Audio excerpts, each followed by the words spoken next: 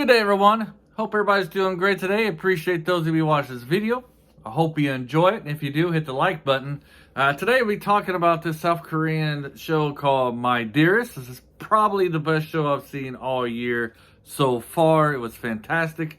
The only problem I have with this show is the title, My Dearest, because it makes it sound like it's some kind of chick flick or chick flick show, or whatever you want to call it. Well, it does center heavily around romance. It is probably nothing like a chick flick, because it has a lot of your manly stuff that I really like. I already did like a preview of the first 10 episodes because they kind of chopped this up into two parts. But today I'm just going to review everything at once. And so you can just basically ignore part one. But yeah, like I said, the thing I don't like about this most is My Dearest. Probably got a lot of guys will see this title and say, this is some kind of chick flick. I don't want to watch this. Probably all romance. And like I said, while the first two episodes are heavily romantic, as we get our two leads meet each other and they form this kind of love-hate relationship kind of thing, where the guy likes her, but he's always teasing her and stuff. And basically because our female lead in her little village is like the most popular girl, all the guys wants to be with her. However, she only has eyes for one guy who is not our male lead at this time. And so our male lead here, he tries to play, he's playing a game with her to get her interest into liking him.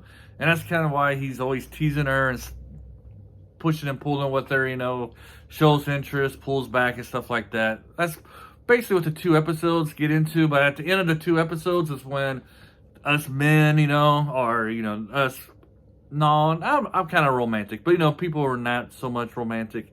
We really love this from episodes 3 to 21. If you're romantic, you'll still love it because you still got your romance in this. It's still heavily playing, but it's more balanced out with the stuff that I like, and I'm sure a lot of other guys will like. You get this political stuff coming on, because at the end of episode 2, you get the Chinese, they start to invade Korea. And so from episodes 3 to 9, the story kind of revolves around this invasion of Chinese into Korea. And while the story still focuses on the romance between our two leads, it kind of goes to the political arena. And you get a lot of action, a lot of battles going on in that, which I like. A lot of sword play, which I really like. I like more of the sword play stuff in my shows. I don't really like so much of the gunfighting stuff. It's interesting, but I don't know.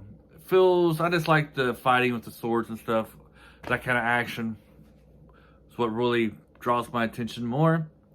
And so you really get that part between the episodes 3 and 9. But the show really touches on, though, besides the romance, is kind of like what the roles of the men and women in this time period, in this society. We see that the men, it's their job to protect the country and their loved ones and their families. And, protect the women. And we see that the role of women are kind of like in the background, supporting the men, maybe with like clothing, like moral support, stuff like that. And the dangers that both the men and the women have, like the men's danger is on the battlefield, they're risking their lives with the knives and the swords, they could die. While the women, we see this when the invading army wins, they got their, not only their lives to protect, but also their chastity to protect. You see a lot of while there's no nudity or anything like that, it's heavily implied that these women do get like raped and stuff. Though you never see anything like that showed, you just hear about it through word of mouth. And there's a couple times where somebody's trying to do it, but they get killed and stuff like that. So like nudity and sexual stuff like that, it's not in the show.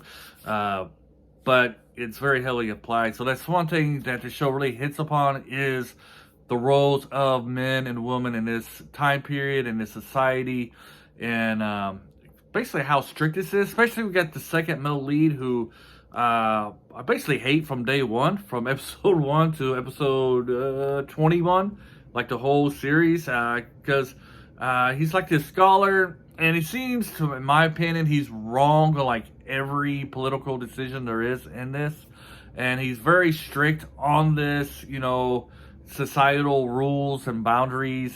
When it comes, especially comes to women, he believes that if one of these Chinese people just touched a Korean girl's wrist, that she's dishonored,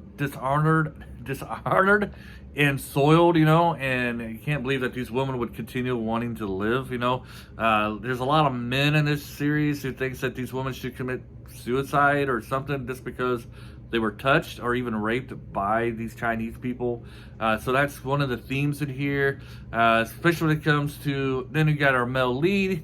I guess you could say he's more progressive, but though he's kind of traditional, but in that time period he would be progressive.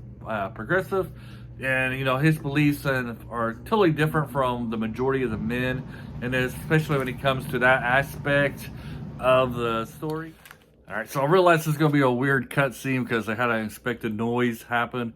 But anyways, like I was saying about the male lead, though he's pretty traditional, for this time period, you would say he's kind of progressive. And like the treatment of these women, he doesn't agree that, they should be outcast just because these unfortunate events happened to them. So these two, like the leads, do make a great chemistry together, a great dynamic. So the first 10 episodes, like this first 9, like I said, it's basically about the Chinese invasion. It ends about 9, and then episodes 10 through like the rest is more about like the relationship between more political, and also deals with like slavery a little bit there for the first, like, from episodes 11 to 16, like thereabouts, about slavery, how the slaves were treated, trying to get these captives back to Korea. So it really deals heavily with the king, the relationship between the king and the crown prince. We see at this time the king's kind of going crazy. He's starting to lose trust in those around him. He's starting to fear for his life, which really makes him delusional in a lot of ways. So we see this animosity between the king and the crown prince, and even the people who were, once citizens that are slaves that are coming back. He doesn't even trust the slaves. So you get that kind of dynamic there for about episodes 11 to 16. That's a heavy storyline. Meanwhile, like I said, it's called My Dearest, and this is a romance. We still got the relationship between the two leads in this part. And we see, I don't want to ruin the show at all, so I'm just going to keep it very vague. Their relationship is through that as well. So yeah, the show is fantastic, fabulous acting all around. All the actors did great. I think the two leads are they got to win some awards. They were probably the best performance I've seen this year on any show. The music that they picked, chose throughout this, the theme of the music was the right choice. It really gets you into the mood of what you're seeing.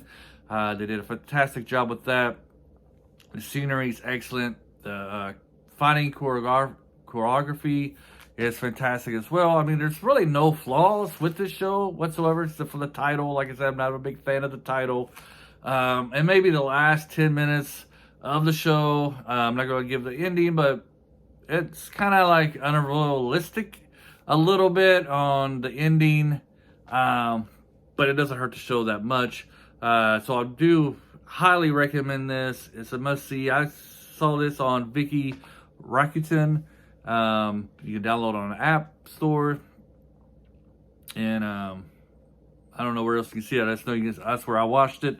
So if you're come across My Dearest and you're a guy, don't think it's just a chick flick or TV chicks series. This is gooey romantic show. It's actually very well written. Yes, you get your gooey romantic stuff, but you also get excellent political intrigue, fighting, everything else that goes along with it. It's just excellent all around.